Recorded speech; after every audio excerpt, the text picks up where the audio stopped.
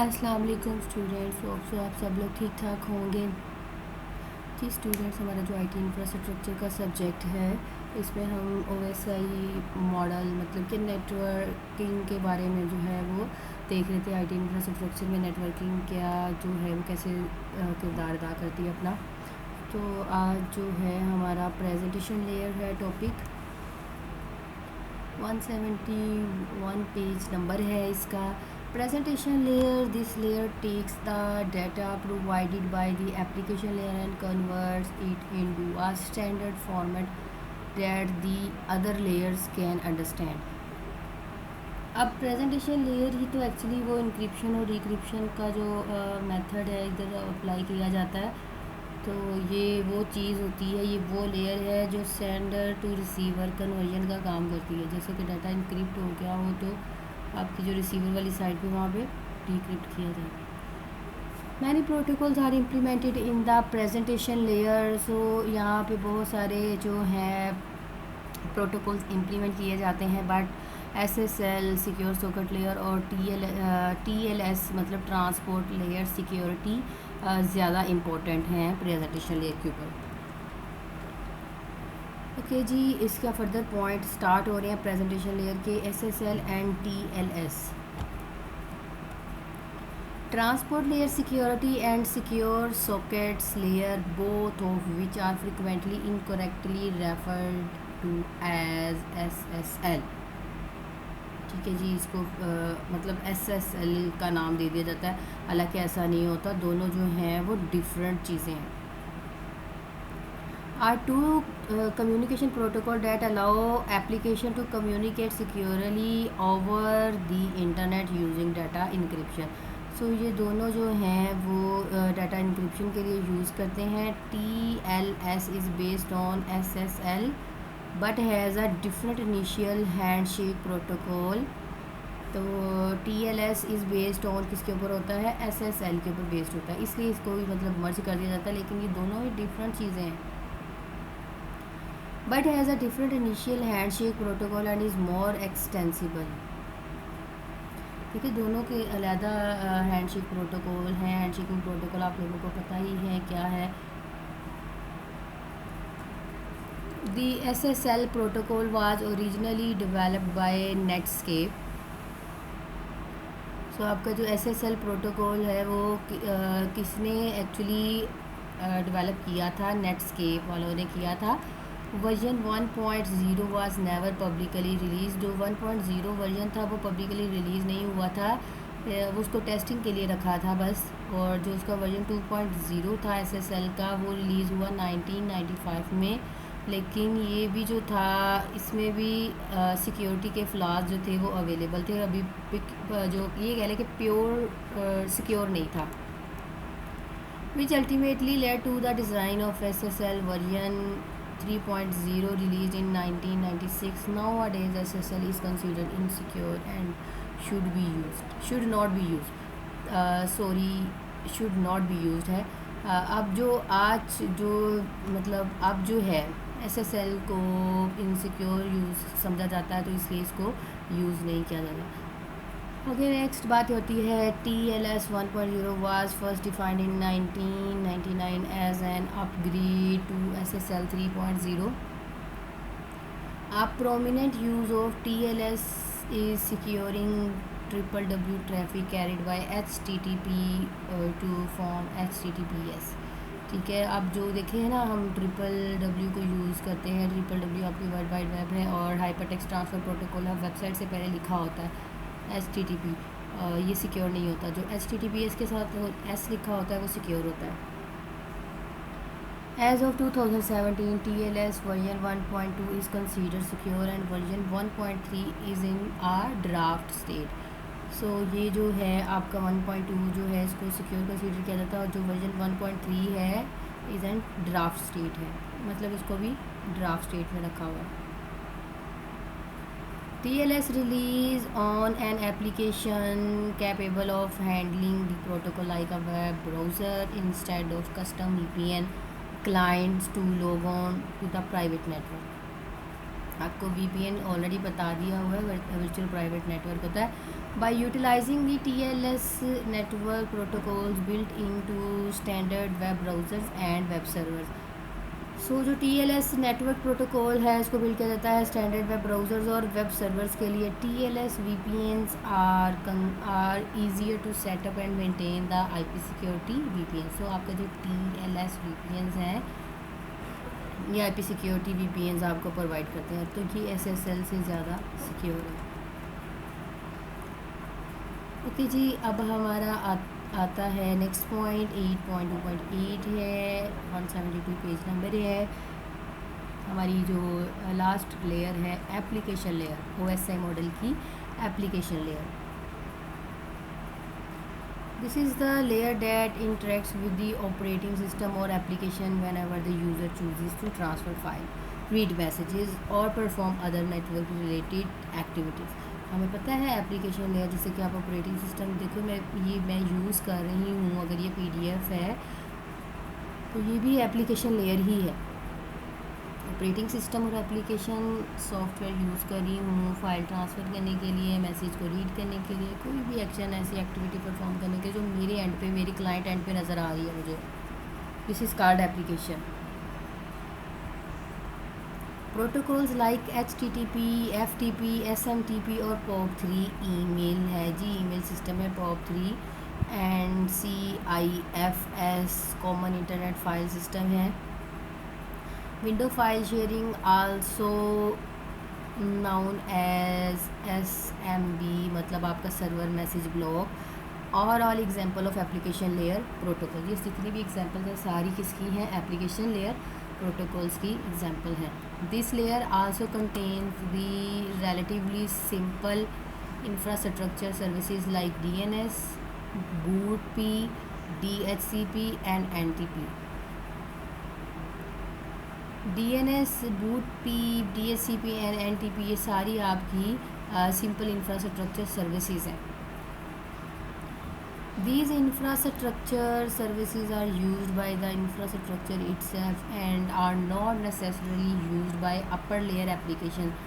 So जो ये infrastructure services हैं वो इंफ्रास्ट्रक्चर itself इसको यूज़ करता है, लेकिन नेसेसरी नहीं है कि अपर लेयर भी इसको यूज़ करे. Please note that if infrastructure services fail, ठीक है, अगर आपकी ये इंफ्रास्ट्रक्चर सर्विसेज फेल हो जाती है, ये DNS, BOOTP and DHCP and NTP ये फेल हो जाती हैं, usually the entire infrastructure fail. ठीक है, आपका मेन सर्वर ही फेल हो गया, डाउन हो गया, तो फिर सारी सर्विसेज फ्लॉप हो जाएगी ना. Therefore these services must be implemented in a high available manner. तो इनको बहुत ज़्यादा हाई अवेलेबिलिटी की ज़रूरत है, हाई इम्प्लीमेंटेशन की ज़रूरत है. And care must be taken of the performance as low performing infrastructure services will also stall the rest of the infrastructure. So अगर इसकी परफॉर्मेंस भी लो होगी तब भी आपके लिए इशू होगा, मतलब सारा सिस्टम जो है वो डाउन हो जाएगा. तो ये सर्विसेज की अवेलेबिलिटी हर वक्त अवेलेबल होना ज़रूरी है. अब जो हम नेक्स्ट सेक्शन कर रहे हैं ये इसी का ही पार्ट है एप्लीकेशन लेयर का. इसमें BOOTP एंड DHCP और DNS और NTP प्रोटोकॉल जो हैं वो यूज़ हो रहे हैं. ओके जी, BOOTP and DHCP. BOOTP was design in 1984 to automatically assign, ठीक है, इसको जो IP एड्रेसेस है टू होस्ट. आपके जितने भी होस्ट लगे होते हैं, PCs अटैच होते हैं, जितने होस्ट कोई भी हो सकता है, ठीक है, सर्वर भी हो सकता है, प्रिंटर भी हो सकता है, कोई भी चीज़ हो सकती है. तो ऑटोमेटिकली इसको क्या करता है? IP एड्रेसेस प्रोवाइड करता है. कहाँ से? जहाँ से आपको मेन सर्विसेज प्रोवाइड हो रही हैं. बूट सर्वर से जो सर्विसेज प्रोवाइड कर रहा है, सेंट्रलाइज सर्विसेज प्रोवाइड कर रहा है, वहाँ से. तो आपका जो ये सर्वर है इसके अंदर लिस्ट ऑफ हार्डवेयर होती है, मैक एड्रेस, ठीक है जी. मैक एड्रेस होते हैं वो हर एक होस्ट का होता है. व्हेन अ BOOTP इनेबल्ड हो स्टार्टअप, अगर बूट स्टार्ट हो जाती है तो ये क्या करती है? सेंड करती है पैकेट को, ब्रॉडकास्ट करती है, सारे मतलब अपने पैकेट्स को ब्रॉडकास्ट करती है. फिर जब ये सर्वर रिसीव करता है तो पैकेट जो ब्रॉडकास्ट होते हैं वो देखता है कि मैंने जो मैक एड्रेस था वो किस पैकेट की तरफ से ब्रॉडकास्ट हुआ था इसकी लिस्ट में से।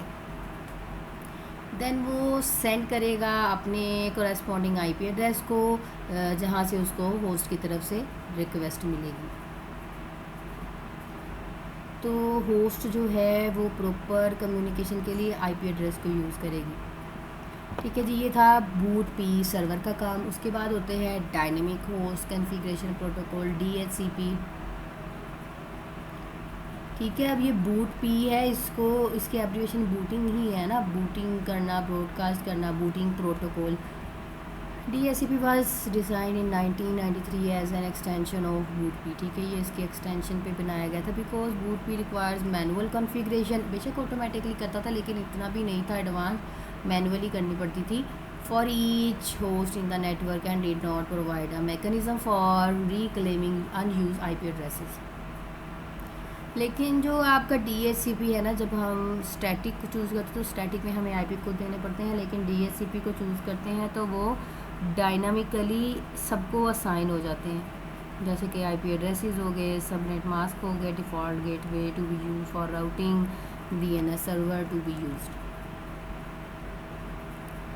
DHCP suppress boot P because it has more option। तो आपका जो DHCP है उसने इसको, इस कंसेप्ट को जो है वो ख़त्म ही कर दिया ना बूटिंग के, क्योंकि इसमें बहुत ज़्यादा फंक्शन अवेलेबल हैं। DHCP आपको डायनामिक तो करता है लेकिन इसमें प्री कन्फिग्रेशन होती है list of range of IP addresses की।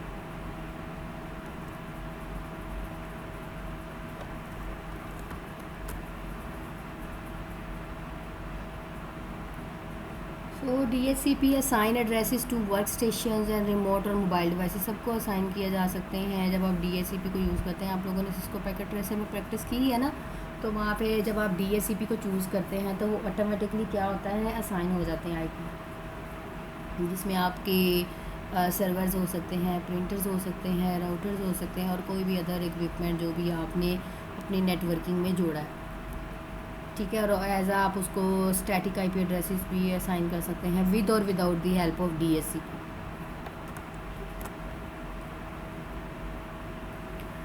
Similar to boot P, when a new host is connected to the network, the operating system on that host send a DHCP broadcast to the network asking for a DHCP response। मतलब कि एक जो DHCP server एक side पे लगा, दूसरी side पे लगा हुआ है सेंडर और रिसीवर, तो वो क्या करता है, दूसरे के लिए रिस्पॉन्स का वेट करेगा। ठीक है, देन सर्वर क्या करेगा, उसको सेंड करेगा आईपी कॉन्फ़िगरेशन किसको, आपके जो क्लाइंट्स होते हैं, क्लाइंट्स में आकर जैसे मैंने अपना सिस्टम जोड़ना है, ठीक है, DHCP के साथ, तो मैं उसके ऊपर रिक्वेस्ट भेजूँगी, मेरी रिक्वेस्ट जो है एक्सेप्ट हुई है, देन उसकी कॉन्फ़िगरेशन जो है वो हो जाएगी। The client configures it IP stack with the receiver configuration, जो भी उसको कन्फिगरेशन मिली है उसके अकॉर्डिंग वो अपने पैकेट को कनेक्ट कर लेगा। तो यहाँ पे एक असूल आता है, लाइक एक प्रिंसिपल है, each IP subnet needs a DHCP server. अब आपको जितनी भी हम लोग सबनेटिंग करते हैं ना, तो हमें DHCP सर्वर की ज़रूरत होती है। तो DHCP broadcast cannot pass routers. Fortunately, routers can be configured to act as relay agent, passing DHCP messages, eliminating the need for a DHCP server on subnet। तो आपका जो DHCP है सर्वर सबनेटिंग के कंसेप्ट में सबसे ज़्यादा है, like agent के तौर पर काम करता है ना। हम एक एजेंट है जिसमें सारी कन्फिग्रेशन हो रही होती हैं। DHCP assign IP address has a limited life span. आपका जो अब ये भी नहीं है कि DHCP में अनलिमिटेड डायनामिकली सारी हैं, इसमें भी IP एड्रेसेस लिमिटेड है। ठीक है, टिपिकली फ्यू और के लिए चल जाए, this is called a lease. अब फ्यू और के लिए चल रहा है लेकिन लिमिटेड है तो this is called a lease. When the lease expires the host can ask for a renewal of the lease to the keep its current IP setting.